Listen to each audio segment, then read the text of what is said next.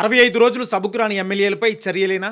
ఆంధ్రప్రదేశ్లో అసెంబ్లీ సమావేశాలకు దూరంగా ఉంటున్న ఎమ్మెల్యేలపై చర్యలు తీసుకోవడానికి రంగం సిద్ధం చేస్తున్నట్లు తెలుస్తుంది.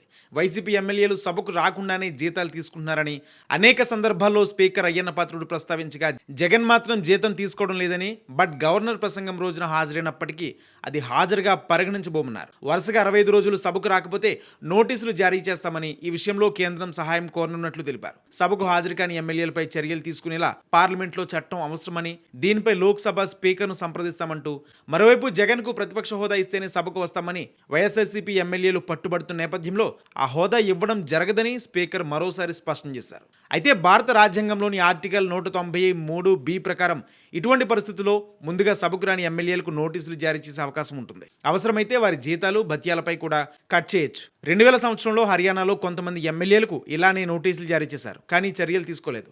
అయితే ప్రస్తుతం ఆంధ్రప్రదేశ్లో జరుగుతున్న రాజకీయ సమీకరణాలు చూస్తుంటే చర్యలు తీసుకునేలాగే కనిపిస్తున్నాయి.